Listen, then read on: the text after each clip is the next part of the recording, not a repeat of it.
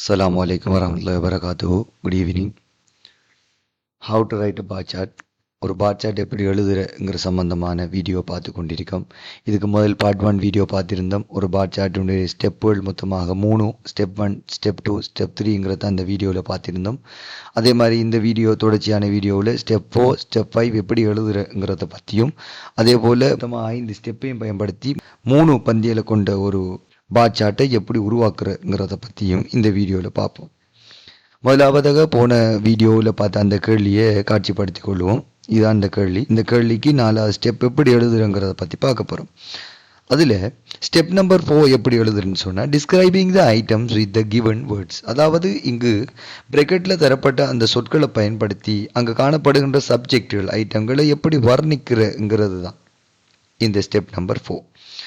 எனவே இந்த பிரேக்கெட் எங்கே இருக்குன்னு பார்த்தீங்கன்னு சொன்னால், அந்த கேள்வியினுடைய பார் சார்ட்டுக்கு மேலாக காணப்படும் பிரேக்கெட்டில் தரப்பட்டிருக்கும் கட்டாயமாக மோஸ்ட், லெஸ்ட் அப்படி தந்திருப்பார். அதே போல் இங்கே காணப்படுகின்ற சப்ஜெக்டுகள் பயாலஜி, மெட்ஸ், ஐடிங்கிறது அந்த பார் சார்ட்டினுடைய அடியில் கீழே காணப்படுது. எனவே சொற்களை பயன்படுத்தி அந்த சப்ஜெக்டுகளை வர்ணிக்கும் போது கவனத்தில் கட்டாயம் கொள்ள வேண்டிய விடயங்கள் என்னன்னு சொல்லி பார்த்தோம்னு சொன்னால், இந்த பிரேக்கெட்டில் தரப்பட்ட சொற்கள் மொத்தமாக 9 காணப்பட்டா குறைந்தது 5 அல்லது 6 சொற்களையாவது நாங்கள் இங்கே பயன்படுத்தி அந்த ஐட்டங்கள் சப்ஜெக்டுகளை வர்ணிச்சிருக்கோம். அதே மாதிரி 2வது விடயம், அனைத்து சப்ஜெக்டுகளும், அதாவது இங்கே காணப்படுகின்ற 6 சப்ஜெக்டுகளும் கட்டாயமாக அங்கே ஸ்டெப் நம்பர் 4ல் உள்ளடக்கப்பட்டிருக்க வேண்டும். அப்போதுதான் நாங்கள் இந்த உரிய புள்ளியை பெற்றுக்கொள்ள முடியும். தொடர்ச்சியாக ஸ்டெப் நம்பர் 4ல் காணப்படுகின்ற இந்த பிரேக்கெட்டில் தரப்படுகின்ற சொற்களை பயன்படுத்தி இந்த சப்ஜெக்டுகளை வர்ணிக்கும் போது இடர்படக்கூடிய பிரச்சனைகள் என்னங்கிறத பற்றி பார்ப்போம். நடைபெற்ற 2017ஆம் ஆண்டு GC O-level எக்ஸாம் பேப்பரினுடைய கேள்வி தான் இங்கே தரப்பட்டுள்ளது. இந்த கேள்வியில் பிரேக்கெட்டில் எந்த விதமான சொற்களும் குறிப்பிடப்படவில்லை. இது ஒரு பார் சார்ட் அல்ல, இது ஒரு டேபிள். இருந்தாலும் இந்த டேபிளை வர்ணிக்கிறதுக்காக அங்கே உரிய சொற்கள் தரப்படவில்லை. அவ்வாறான சந்தர்ப்பத்தில் நாங்கள் எப்படியான விடயங்களை கையாளுறங்கிறத பற்றி பார்க்க போகிறோம். அதாவது அங்கே பிரேக்கெட்டுக்கு தரப்பட்ட சொற்கள் ஒவ்வொரு முறையும் அந்த சொற்களை நாங்கள் வகை பிரிக்கும். மிக கூடினத்துக்கு நாங்கள் த ஹையஸ்ட்னு சொல்லுவோம், த மோஸ்ட்னு சொல்லுவோம். அதே போல் த மோஸ்ட் பாப்புலருங்கிறது மிகவும் பிரபல்யம், மெஜாரிட்டிங்கிறது பெரும்பான்மை.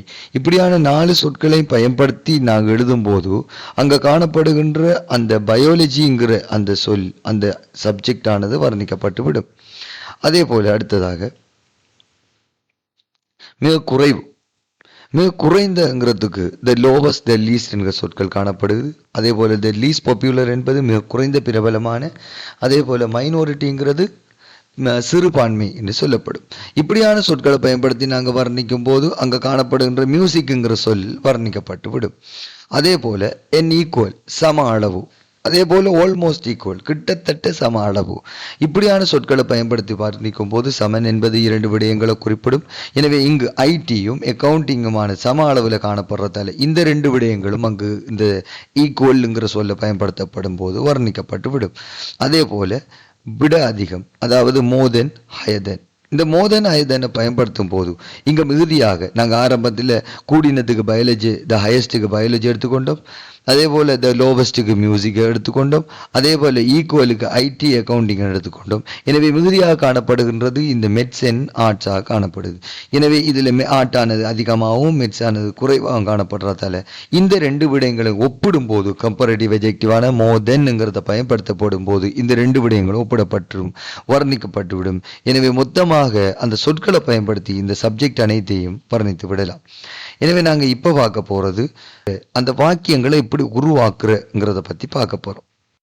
How to make the sentences, எப்படி வாக்கியங்களை உருவாக்குறது. அதாவது நான் முதலாக எடுத்துக்கொள்கிறது த ஹையஸ்ட், த மோஸ்ட், மிகவும் அதிகம்ங்கிறத எடுத்துக்கொள்கிறேன். இதை வச்சு எப்படி எழுதுறேன்னு பார்ப்போம். கீழே பார்த்தீங்கன்னு சொன்னால் த ஹையஸ்ட், அதிகூடிய, நம்பர் ஆஃப் பயன்படுத்துறது. இந்த நம்பர் ஆஃப்ங்கிறது இந்த வெர்டிக்கல் ஆக்சிஸில் காணப்படுகின்ற இந்த நம்பர் ஆஃப் ஸ்டூடெண்ட்ஸுங்கிறதுலேருந்து எடுத்தோம். எனவே இங்கே காணப்படுகின்றது மாணவர்களின் எண்ணிக்கை. உதாரணமாக எடுத்துக்கொண்டீங்கண்டா பயாலஜிங்கிறது 30 அல்ல இங்கு பொருள். அதாவது பயாலஜியை விரும்புகின்ற மாணவர்களின் எண்ணிக்கை 30 என்கிறதால தான் இந்த பயாலஜி அதிகம்னு சொல்கிறோம். ஆகவே இங்கே பயாலஜிங்கிறது அதிகம் அல்ல, பயாலஜியை விரும்பும் மாணவர்களின் எண்ணிக்கை மற்றவற்றை விட அதிகமாகுங்கிறத தான் குறிப்பிடுறோம். எனவே இந்த நம்பர் ஆஃப்ங்கிறது இந்த கேள்வியில் வேர்டிக்கல் எக்ஸைஸில் தரப்பட்டுச்சு. ஆனால் சில வேளைகளில் சில வெவ்வேறு பார் சார்ட் போல பை சார்ட், அதே மாதிரி டேபிள், அதே மாதிரி வென் டயக்ராம், இப்படியான கேள்விகளுக்குள்ள போக்கலை இந்த கேள்விகளுக்குள்ள பார் சார்ட்டில் தந்த இந்த நம்பர் ஆஃப்ங்கிற மாதிரி தரப்படாமலுக்கு வெவ்வேறு சொற்கள் தரப்படலாம். உதாரணமாக பெர்சன்டேஜ் ஆஃப், அதே போல அமௌண்ட் ஆஃப்னு தரப்படலாம். எனவே நம்பர் ஆஃப் என்று தந்த நாங்கள் நம்பர் ஆஃப் எழுதுவோம். அந்த இடத்துல பெர்சன்டேஜ் ஆஃப் பெர்சன்டேஜ் ஆஃப் எழுதுவோம், அமௌண்ட் ஆஃப் அமௌண்ட் ஆஃப் போட்டு எழுதுவோம். இதில் என்னென்ன முக்கியமான விடயம், நம்பருங்கிறது எண்ணிக்கை. எனவே எண்ணக்கூடிய விஷயங்களுக்கு அங்கே நம்பர் ஆஃப் பயன்படுத்தப்பட்டிருக்கும். அதே போல் அமௌண்ட் ஆஃப்ங்கிறது எண்ண முடியாத விடயங்கள், எண்ண முடியாத விடயங்களுக்கு நாங்கள் அமௌண்ட் ஆஃப் பயன்படுத்தியிருப்போம். அதே போல் மூன்றாவதாக பெர்சன்டேஜ் ஆஃப்ங்கிறது எண்ண முடியுமான அல்லது முடியாத இரண்டுக்குமே பொதுவாக நாங்கள் பயன்படுத்தி கொள்ள முடியும். எனவே இந்த இடத்துல நம்பர் ஆஃப் பயன்படுத்தப்பட்டதால் நம்பர் ஆஃப் போட்டு அதே போல ஸ்டூடெண்ட்ஸுங்கிறதையும் போட்டுக்கிறோம். எனவே இதனுடைய பொருளை பார்த்தீங்கன்னா த ஹையஸ்ட், அது கூடிய எண்ணிக்கையான மாணவர்கள். இங்கு சப்ஜெக்ட், அதாவது இங்க முன்னுக்கு காணப்படுகின்ற the highest number of students, மாணவர்கள்ங்கிறது தான் சப்ஜெக்ட் எடுவாயா காணப்படும். அதாவது வினை சொல்ல செய்கிறால தான் சப்ஜெக்ட்னு சொல்லுவோம். எனவே ஸ்டூடெண்ட்ங்கிறது அதுக்கு முன்னால் காணப்படுகிற அனைத்தும் சப்ஜெக்டாக காணப்படும். அதே போல லைக்குங்கிறது எங்கிருந்து எடுத்தோம், அந்த கேள்வியில தரப்படும். அவை விரும்புகிறாங்க இந்த பாடங்களை. எனவே இந்த லைக்குக்கு பதிலாக ஓஎல் எக்ஸாமுக்கு ஒவ்வொரு முறையும் ஒவ்வொரு வித்தியாசமான வினை சொற்கள் காட்டப்படும். உதாரணமாக prefer, use, choose, consume, spend, sell, select, donate, இப்படியான பல சொற்கள் காணப்படும். ஆகவே இங்கு நாங்கள் சூஸ் தெரிவு செய்திருக்கிறார்கள்னு சொல்லலாம். அதே மாதிரி சிலெக்ட் தெரிவு செஞ்சிருக்கான்னு சொல்லலாம். அதே போல ப்ரிஃபருங்கிற சொற்கள் எல்லாம் பயன்படுத்தி கொள்ள முடியும். எனவே கேள்விக்கு ஏற்றா போல அந்த வினை சொற்களை நாம் அமைத்து கொள்வது சிறப்பாக காணப்படும். அதே போல நாங்கள் பார்த்தோம்னு சொன்னால் the highest number of student like, அது கூடிய அளவு எண்ணிக்கையான மாணவர்கள் விரும்புவது என்னத்தன்னு சொல்லி பார்த்தா பயாலஜி. எனவே இங்கே பார்த்தீங்கன்னு சொன்னால் அந்த பிரேக்கெட்டுக்கு தரப்பட்ட த ஹையஸ்ட்ங்கிற சொல்லும் பயன்படுத்தப்பட்டு அதே போல இந்த பயாலஜிங்கிற அந்த சப்ஜெக்டும் வர்ணிக்கப்பட்டிருக்கு. அப்போ நம்முடைய முதலாவது அந்த ஒப்ஜெக்டிவ் சரியான முறையில் நிறைவேற்றப்பட்டுள்ளது. தொடர்ச்சியாக முற்றுப்புள்ளியை வச்சுட்டு இட் இஸ் 30, அதனுடைய எண்ணிக்கையை நான் இந்த மென்ஷன் பண்ணுறேன், குறிப்பிடுறேன். அது எப்படி எழுதுறேன், இட் இஸ் 30, 30 என்று எழுதிக்கொள்கிறேன். அடுத்ததாக நாங்கள் பார்க்க போகிறது குறைந்தது, மிகவும் குறைந்தது, த லோவஸ்ட் அல்லது லீஸ்ட்டுங்கிறத பயன்படுத்தி எழுதுகிற முறை. இப்படி நாங்கள் பயன்படுத்தும் போது நாங்கள் இந்த ஹையஸ்ட்டுக்கு எப்படி பயன்படுத்தினோமோ அதே போல் த லோவஸ்ட், அது குறைந்த நம்பர் ஆஃப் எண்ணிக்கையான ஸ்டூடெண்ட்ஸ் மாணவர்கள், சூஸ் தெரிவு செய்திருக்காங்க. எனவே செலக்டுக்கு பதிலாக லைக்குக்கு பதிலாக சூஸுங்கிறத நாங்கள் இங்கே பயன்படுத்தி கொள்கிறோம். என்னது என்று பார்த்தீங்கன்னு சொன்னால் மியூசிக் என்று வரும். எனவே இந்த வாக்கியத்தை வச்சுக்கொண்டோம். எனவே அங்கே நாங்கள் முற்றுப்புள்ளி வச்சு இட் இஸ் 13 எழுதினோம். இங்கே நாங்கள் இட்டுக்கு பதிலாக விச்சுங்கிற சொல்ல பயன்படுத்துகிறோம். எனவே விச்சுங்கிற சொல்ல பயன்படுத்தும் போது ஒரு கண்டிஷன், கமாவை விட்டுட்டு நாங்கள் விச்சுன்னு எழுதி இஸ் என்று போட்டு 10 என்று எழுதினா சிறப்பாக அமையும். அடுத்ததாக என் ஈக்குவல், சம அளவு. இங்கு சம அளவுங்கிறது 2 விடயங்களை குறிப்பிடும். அதாவது இங்கு சமனாக காணப்படுவது ஐடியும் அக்கௌண்டிங்கும். எனவே அந்த வாக்கியத்தை நாங்கள் எழுதும் போது n equal number of students, சம அளவான எண்ணிக்கையான மாணவர்கள், சிலெக்ட் தெரிவு செய்கிறார்கள், ஐடி அண்ட் அக்கௌண்டிங் 2 பாட தெரிவுகளும். அதை நான் குறிப்பிட்டதுக்கு இட் இஸ் 13 ஈச் என்று எழுதுகிறேன். காரணம் இது இங்கு 2 காணப்படுகின்றதை காட்டுறதுக்காக. அடுத்ததாக நாங்கள் பயன்படுத்தி எழுதுகிற சொல் மோர் தென். அதாவது மோங்கிறத எழுதினால் நாங்கள் இங்கே நம்பர் ஆஃப் எழுதக்கூடாது. அவை எப்படி எழுதுவோம், மோர் ஸ்டூடெண்ட்ஸ், அதிகமான மாணவர்கள், லைக் என்று போட்டுட்டு விரும்புகிறார்கள். இதை விட்டுட்டு மோண்டா என்ன அர்த்தம்னு பார்ப்போம். மோண்டா அதிகம். எனவே அதிகம் என்று சொல்லி வந்தா நாங்கள் முதலாவது கூடினத்தையும் பின்னால் தென்னை போட்டுட்டு குறைந்ததையும் காட்டணும். எனவே நம்மளுக்கு மிகுதியாக காணப்படுறது இங்கே ஆர்ட்ஸும் மிச்சும். எனவே இதில் மோண்டா அதிகம்ங்கிறதால முதலாவது அதிகமான ஆட்டையும் அதே மாதிரி குறைந்ததாக காணப்படுகிற மெட்ஸையும் பின்னால் போட்டு நாங்கள் வர்ணிப்போம். எனவே மோண்டு சொன்னால் அதிகமான, இங்கு நம்பர் ஆஃப் பயன்படுத்த மாட்டோம். அப்போ எப்படி பயன்படுத்துவோம், மோ ஸ்டூடெண்ட்ஸ், அதிகமான மாணவர்கள், லைக் விரும்புகிறார்கள். இங்கே கூடினது ஆர்ட், தென் போட்டுட்டு மெட்ஸ்ன்னு போடுவோம். எனவே அதிகமான மாணவர்கள் மெட்ஸை விட ஆர்ட்டை விரும்புகிறார்கள் என்று வரும். அதே போல அடுத்ததாக மோதனுக்கு எதிரான ஆள் தான் இந்த லெஸ் தென்னுங்கிறான். இந்த லெஸ் தென் எழுதும் போது நாங்கள் கவனத்தில் கொள்ள வேண்டிய அதே விடயம்தான். ஆனால் லெஸ்ஸுண்டா குறைந்தங்கிறதால முன்னுக்கு குறைந்ததையும் பின்னால் கூடினதையும் நாங்கள் எழுதுவோம். அதாவது லெஸ் ஸ்டூடெண்ட்ஸ் லைக் மெட்ஸ், இந்த மெட்ஸ் குறைவாக காணப்படுது. தென் ஆர்ட் கூடையாக காணப்படுது. எனவே இங்கு காணப்படுகின்ற அனைத்து சொற்களும் வர்ணிக்கப்பட்டுட்டு இருந்தாலும் நாங்கள் சில சொற்களை பயன்படுத்தி எப்படி எழுதுறங்கிற சம்பந்தமாக பார்ப்போம். அடுத்ததாக ஹையர் தென். ஹையர் தென்ங்கிறது விட அதிகம், அதாவது இந்த மோதனுக்கு ஒப்பான ஒரு ஆள் தான் இந்த ஹையர் தென்ங்கிறார். இந்த ஹையர் தென்னை பயன்படுத்தும் போது சின்ன ஒரு வித்தியாசம். மோதனை நாங்கள் பயன்படுத்தக்களை ஆரம்பத்தில் போட்டு எழுதினோமோ என்று சொல்லி, ஆனால் ஹையர் தென்னை நாங்கள் அவ்வாறு எழுத முடியாது. எனவே ஹையர் தென்னை எப்படி பயன்படுத்தணும்னு பார்ப்போம். ஹையர்னா அதிகம். இங்கு உதாரணமாக நாங்கள் எடுத்துக்கொள்கிற பாடங்களில் ஒன்று ஆர்ட், இன்னொன்று அக்கவுண்டிங்கான எடுத்துக்கொள்கிறோம். நீங்களும் ஒவ்வொரு சொற்களை பயன்படுத்தலாம், ஒவ்வொரு சப்ஜெக்டுகளை நீங்கள் பயன்படுத்தி வர்ணிச்சு கொள்ளலாம். அது நான் எடுக்கிறது ஆர்ட்டும் அக்கவுண்டிங்கும். இங்கே எழுதும்போது பொதுவாக இந்த ஹையர்னா அதிகம். நீங்கள் பார்த்தீங்கன்னா விளங்கும். இங்கே ஆர்ட்டையும் அக்கவுண்டிங்கையும் எடுத்துக்கொண்டா ஆர்ட்டானது அதிகமாக காணப்படுது, அக்கவுண்டிங்கான குறைவாக காணப்படுதுன்னு சொல்கிறது. ஆர்ட்டை விரும்பும் மாணவர்கள் தான் அதிகம், அக்கவுண்டிங் விரும்பும் மாணவர்களை விடங்கிறதா உண்மையான கருத்து. எனவே இங்கே நாங்கள் தனிப்பட்ட ரீதியாக ஆர்ட்டையோ அக்கவுண்டிங்கை எழுத முடியாது. அதனுடைய சேர்த்து அந்த வாக்கியத்தில் முக்கியமாக நாங்கள் மாணவர்களுடைய எண்ணிக்கை குறிப்பிடும். அதனால் நான் எழுதும்போது இந்த வாக்கியத்தை எழுதுகிறேன். த நம்பர் ஆஃப் ஸ்டூடெண்ட், மாணவர்களின் எண்ணிக்கை. ஹூ லைக் ஆர்ட், ஆர்ட் என்கின்ற பாடத்தை விரும்பும் மாணவர்களின் எண்ணிக்கை. இங்கு ஸ்டூடெண்ட் என்பது நபருங்கிறதால ஹூன்னு போட்டுக்கொள்கிறோம். அதை தான் நம்ம ரிலேட்டிவ் ப்ரொனவுன்னு சொல்லுவோம். அதை பற்றியும் பிற்பட்ட வகுப்புகளில் நாங்கள் பார்ப்போம். எனவே இங்கே கருத்து பார்த்தோம்னு சொன்னால் ஆர்ட்டை விரும்பும் மாணவர்கள், அந்த மாணவர்கள் யார்? ஆர்ட்டை விரும்புவார்கள். இஸ் ஹையர் தென், அவர்கள் அதிகமாக காணப்படுகின்றார்கள். எதை விட அதிகமாக காணப்படுகின்றார்கள். The number of student who like accounting, அக்கவுண்டிங்கை விரும்பும் மாணவர்கள் எண்ணிக்கையை விட என்று அர்த்தம். எனவே இங்க குறிப்பிடும் போது கட்டாயமாக நம்ம செய்ய வேண்டிய விஷயம் என்னென்னு பார்த்தீங்கன்னா, ஹையர்ண்டா அதிகம்ங்கிறதால முன்னால கூடினத்தையும் பின்னால குறைந்ததையும் எழுதுவோம். இதே போல லோவருக்கு நாங்கள் எப்படி எழுதுறேன்னு பார்த்தோம்னு சொன்னால் அதே மாதிரி தான் இங்கே நான் அக்கவுண்டிங்கையும் ஆர்ட்டையும் எடுத்திருக்கேன். ஆனால் இந்த இடத்துல இங்கே அக்கவுண்டிங் குறைய ஆர்ட் குறையாண்டு பார்த்தோம்டா அக்கவுண்டிங் குறைய காணப்படுது. எனவே குறைந்ததை முதலாவது சொல்லணும், கூடினத்தை பின்னால் சொல்லணும். காரணம் இங்கே லோவருங்கிறது. எனவே அந்த சொல்லுக்கு ஏற்ற மாதிரி நீங்கள் ஆக்களை மாற்றிக்கொள்ள முடியும், சப்ஜெக்டில் போட்டுக்கொள்ள முடியும். ஆகவே நாங்கள் எழுதியிருக்கோம் பார்த்தீங்கன்னு சொன்னால் த நம்பர் ஆஃப் ஸ்டூடெண்ட், மாணவர்கள் எண்ணிக்கை. ஹூ, அது யார் என்றால் லைக் அக்கவுண்டிங், அக்கவுண்டிங்கை விரும்பும் மாணவர்கள் எண்ணிக்கையும் இஸ் லோவர் தென், குறைவாக காணப்படுகின்றது. எதை விட ஒப்பிடும் போது? The number of student who like art, art பாடத்தை விட ஒப்பிடும் போது. எனவே இந்த வாக்கியத்தில் லோவரை எப்படி பயன்படுத்துறேன்னு சொல்லி பார்த்தோம். அதே மாதிரி இந்த மோங்கிற சொல்லு நான் ஆரம்பத்தில் போட்டு எழுதி காட்டினேன். அதுபோல் இந்த ஹையருங்கிறதுக்கு பதிலாக நீங்கள் மோங்கிற சொல்லியும் போட்டு எழுத முடியும். அதாவது ஹையருங்கிறது நாங்கள் நடுவில் எழுதிய மாதிரி மோங்கிறத அதை அப்படியே நடுவில் போட்டு எழுதி கொள்ள முடியும். அதாவது number of student who like art is more than the number of student who like accounting எழுதலாம். ஆகவே நீங்கள் ஒரு குறிப்பாக ஒரு விஷயத்தை ஞாபகம் வச்சுக்கொள்ளணும். மோங்கிறத ஆரம்பத்தில் போட்டு எழுதலாம், அதே போல் நடுவுலையும் போட்டு எழுதலாம். ஆனால் ஹையருங்கிறத நடுவில் மாத்திரமே பயன்படுத்துவோம், ஆரம்பத்தில் பயன்படுத்தப்பட முடியாது.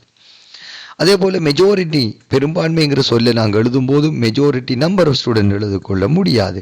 அப்போ எப்படி எழுதுவோம்? மெஜாரிட்டி ஆஃப் ஸ்டூடெண்ட், மாணவர்களில் பெரும்பான்மையானவர்கள் லைக் பயாலஜி, விரும்பும் பாடமானது பயாலஜியாக காணப்படுதுன்னு எழுதிக்கொள்ளலாம். அதே மாதிரி மைனாரிட்டிக்கும் எழுதலாம். இப்போ நாங்கள் பார்க்க போகிறது த மோஸ்ட் பாப்புலர், மிகவும் பிரபலமான, அதிக பிரபலமான அர்த்தம். இந்த சந்தர்ப்பத்தில் த மோஸ்ட் பாப்புலர் என்று எழுதிட்டு நம்பர் ஆஃப் ஸ்டூடெண்ட் என்று போட்டுக்கொள்ள முடியாது. அப்படி நம்பர் ஆஃப் ஸ்டூடெண்ட் அல்லது ஸ்டூடெண்ட் எழுதினா அர்த்தமாக எப்படி போகும்? அதிகூடிய பிரபலமான மாணவர்கள் என்று அர்த்தமாக போகும். இங்கு யாருமே பிரபலமான மாணவர்கள் கிடையாது. எனவே இங்கு பிரபலம் என்பது சப்ஜெக்ட். எனவே எழுதும் போது the most popular subject is biology என்று எழுதுவோம். அதே போல மெனிங்கிறதுக்கு சும்மா உதாரணமாக பயன்படுத்தணும்னா மெனி, நிறைய ஸ்டூடெண்ட் மாணவர்கள் சூஸ் செலக்ட் பண்ணியிருக்கா, தெரிவு செஞ்சிக்கா ஆர்ட்டுங்கிற பாடத்தை எழுதி கொண்டோம். எனவே எழுதும் போது நாங்கள் கவனமாக முக்கியமாக பார்க்க வேண்டியது இந்த சொற்களை பயன்படுத்தும் போது எவ்வாறான முறையில் நாங்கள் எழுதுகிறோங்கிறது தான் இதில் முக்கியமாக காணப்படும். இறுதியாக ஸ்டெப் நம்பர் 5, கன்க்ளூஷன், முடிவுரை. இதனுடைய முடிவுரை எப்படி எழுதுறேன்னு பார்ப்போம்.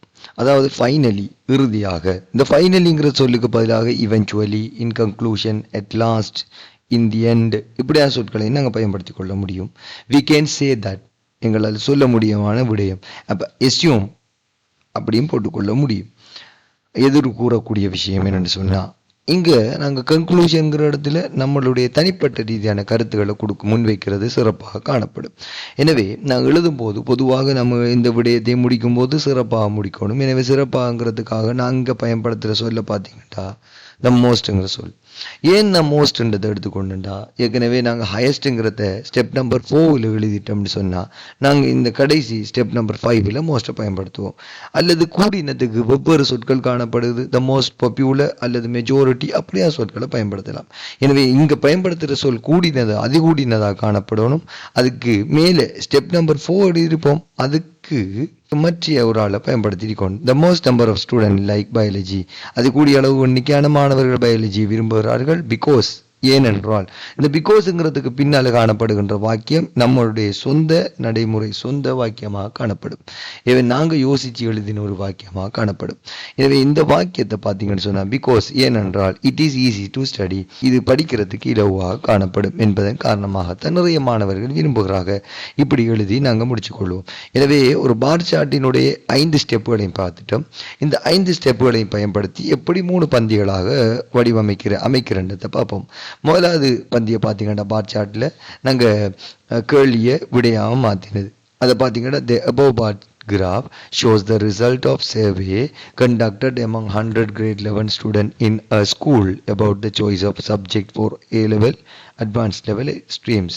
இது நாங்கள் ஸ்டெப் நம்பர் 1 செஞ்சது, அதாவது கொஷனை ஆன்சராக மாற்றுறது. தொடர்ச்சியாக நம்ம 2வது பார்த்தோம், அதாவது டிஸ்கிரைபிங் த axis, அச்சுக்களை வர்ணிக்கிறது. அதுக்கு நாங்கள் as per the bar chart, the horizontal axis shows the subjects while the vertical axis shows the number of students ங்கிறத கொடுத்துக்கொண்டோம். 3வது நாங்கள் பார்த்தது describing the items, அது அங்கே காணப்படுகின்ற ஐட்டம் அல்லது சப்ஜெக்டுகள் அதுகளை குறிப்பிடுறது. அப்போ எழுதுக்களை தே ஆர் 6 சப்ஜெக்ட்ஸ் அல்லது தெரியாட்டி ஐட்டம்ஸ் என்று பயன்படுத்துவோம். ஃபுல் ஸ்டாப்பை வச்சுட்டு தே என்னென்ன பாடங்கிறதுகளை நாங்கள் மொத்தமாக கொடுத்துக்கொள்வோம். இதில் 3 ஸ்டெப்பையும் எழுதுகிறதான் பார் சார்ட்டினுடைய முதலாவது பந்தி. 2வது பந்தியை நீங்கள் பார்த்தீங்கன்னா அந்த சொற்களை பயன்படுத்தி அந்த ஐட்டங்கள் அதாவது சப்ஜெக்டில் வர்ணிக்கிற 2வது பந்தி. இதில் நாங்கள் எழுதியிருக்கோம் பார்த்தீங்கன்னு சொன்னால் விளங்கும். According to the bar chart, அதாவது ஆரம்பத்திலே எஸ்பதுக்கு பதிலாக இங்கே 2வது பந்திலே கோடிங்கை பயன்படுத்தினேன். The highest number of student, அது கூடிய எண்ணிக்கையான மாணவர்கள் லைக் பயாலஜி பாடத்தை விரும்புகிறாங்க. இட் இஸ் 30, அது எத்தனைன்னு சொல்லி பார்த்தோம்னா 30 காணப்படுது. எனவே வயல பயன்படுத்தணும். நாங்கள் திரும்ப அங்கே கமாவை விட்டு பயன்படுத்துகிறோம்.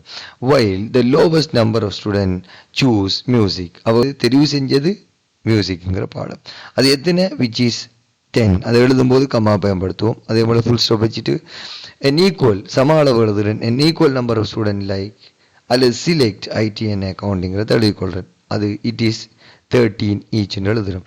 அதே போல் மோ பயன்படுத்தி எழுதுகிறோம். மோ ஸ்டூடெண்ட்ஸ் லைக் ஆர்ட் தென் மெட்ஸ்னு எழுதிக்கேன். இதுக்கு மேலதிகமாக நம்ம ஹையர் எழுதலாம், லோவர் எழுதலாம், பல சொற்களை எழுதலாம். இருந்தாலும் நம்மளுக்கு போதிய அளவு நேரத்துக்குள்ள எழுதணும். உதாரணமாக எடுத்துக்கொண்டால் 100 சொல்லுக்கும் நம்மளுக்கு தரப்படுகின்ற புள்ளி 10 புள்ளி தான். 200 சொல் எழுதினால் நம்மளுக்கு தரப்பட வேண்டிய புள்ளி 10 புள்ளி தான். எனவே சுருக்கமாக அதே மாதிரி தெளிவாக எழுதுகிறது தான் நீங்கள் முக்கியம். என்ன நேரத்தை மிகுதிப்படுத்தி மற்ற கேள்விகளுக்கு நாங்கள் எழுதுறதுக்கு பயன்படுத்தணுன்றதுக்காக வேண்டி. அதே போல் 3வது பந்தியாக முடிவுரை, கன்க்ளூஷன், ஃபைனலின்னு போட்டுட்டு வி கேன் சே தட், அதாவது எங்களால் கூற முடியுமான விஷயம், the most number of student, அது கூடிய எண்ணிக்கையான மாணவர்கள் லைக் பயாலஜி பாடத்தை விரும்புகிறாங்க. காரணம் என்ன சொன்னால் because it is easy to study, அது படிப்பதுக்கு இலவுன்னு சொல்லி என்ற மொழி நடையில் நான் முடிச்சிருக்கேன். எனவே ஒவ்வொரு ஆக்களும் விரும்பின மாதிரி இந்த வாக்கியங்களை மாற்றிக்கொள்ளணும். இதோட நாங்கள் பார் சார்ட் எப்படி எழுதுகிறங்கிற சம்பந்தமான முழுமையான விஷயங்களை பார்த்திருந்தோம். இந்த மாதிரியான விடயங்களை தொடர்ச்சியாக நாங்கள் பார்ப்போம். நன்றி இணைந்து கொண்டதுக்கு.